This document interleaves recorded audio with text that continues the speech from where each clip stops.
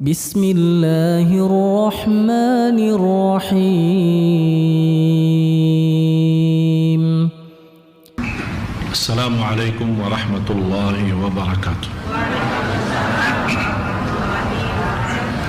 Maha suci Allah, saya tidak memiliki ilmu apa-apa, hanya saja apa yang diberikan oleh Allah subhanahu wa ta'ala. Ayat murah rizki, ada ayat dan zikir, dan ayat itu ada dua-duanya di dalam surat Ali Imran, surah yang ketiga, ayat 26 dan 27, yang saya yakin banyak yang sudah hafal. Ba'da a'udzu billahi minasyaitonir rajim. Qulillahumma malikal mulki tu'til mulka man tasha' wa tanzi'ul mulka mimman tasha' wa tu'izzu man tasha' wa tudhillu man tasha' biyadikal khair innaka ala kulli syai'in qadir. تولج الليل في النهار وتولج النهار في الليل وتخرج الحي من الميت وتخرج الميت من الحي وترزق من تشاء بغير حساب.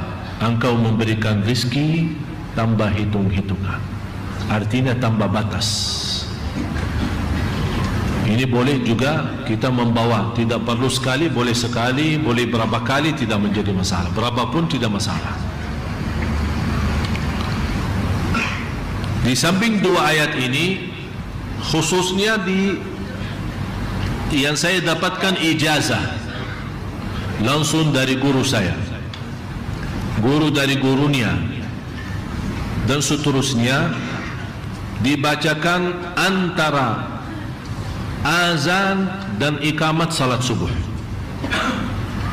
dan lebih baik selepas salat sunnah subuh, selepas salat sunnah subuh. Jadi begitu anda dengar azan subuh, kemudian salat sunnah subuh 2 rakaat, dan saya selalu mengingatkan jamaah, tolong jaga salat sunnah subuh karena pahalanya sangat luar biasa. Dan Rasulullah tidak pernah tinggalkan 2 sunnah, walaupun Rasulullah sakit, tidak bisa salat berdiri atau kecapean atau apa saja, tak pernah dia tinggalkan 2 sunnah. Sunnah witir, yang kedua sunnah subuh. Kalau di Indonesia dinamakan sunnah fajar atau salat fajar, sama aja. Sunnah subuh, salat fajar sama saja. Sesudah azan, sebelum salat subuhnya, salat 2 rakaat. Pahalanya lebih besar dari dunia dan segala isinya.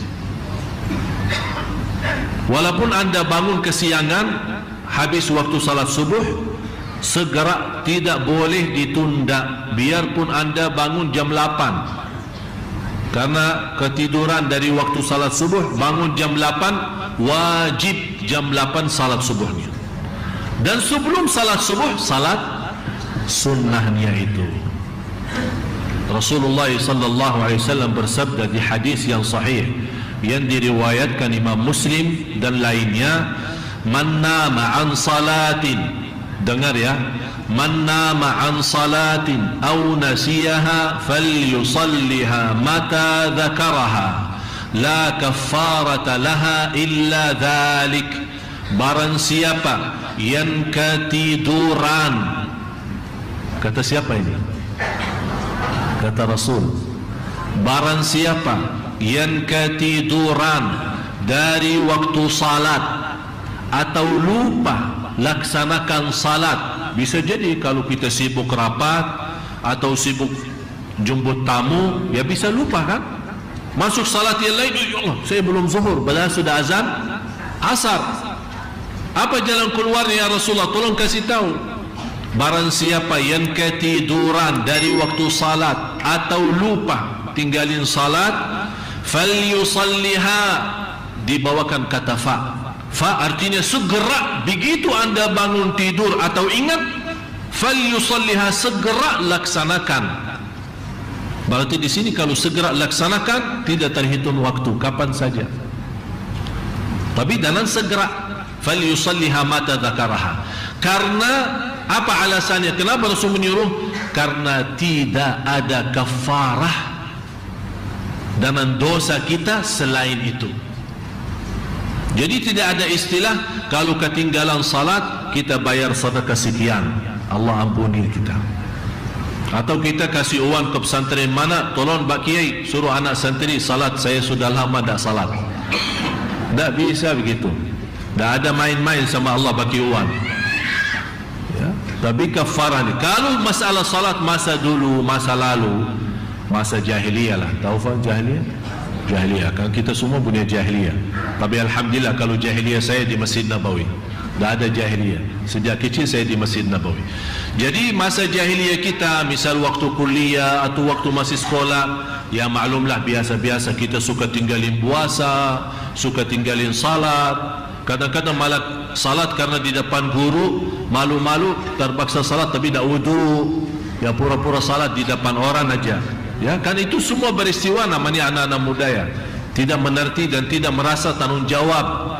Tapi begitu dia belajar agama, dia sadar, ya Allah, ternyata masa lalu banyak dosa saya. Salat banyak sekali yang saya tinggalin. Apalagi puasa, pura-pura wudu tapi minum separuhnya.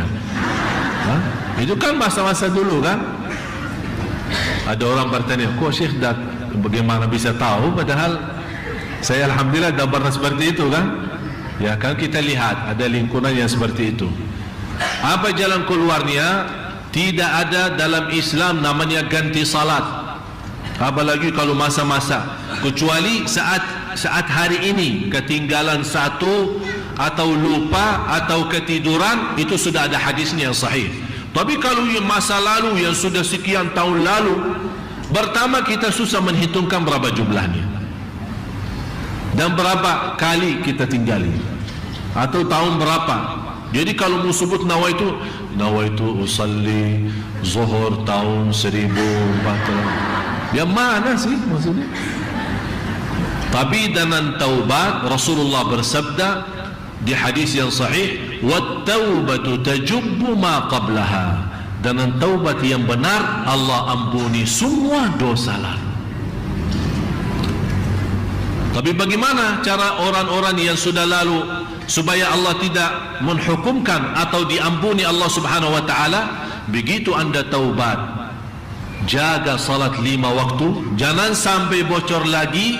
Kalau begitu Anda tinggalin, akan Allah hisabkan 2 kali. Yang baru Anda tinggalin sama yang sudah lama. Kemudian yang kedua, berbanyak salat sunnah-sunnah.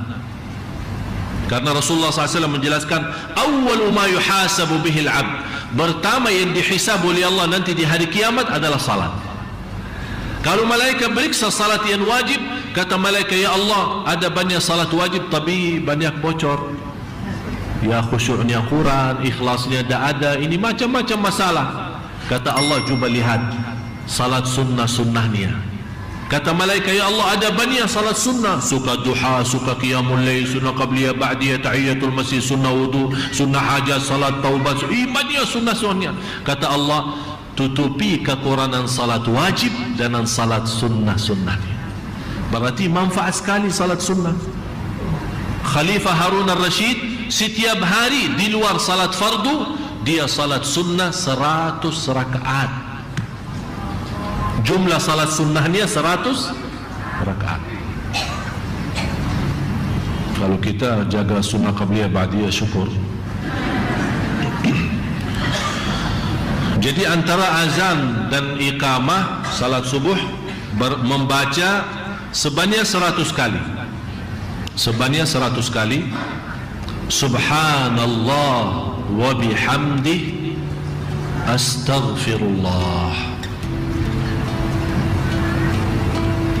Subhanallah wa bihamdih astaghfirullah. Berapa banyak? 100 kali.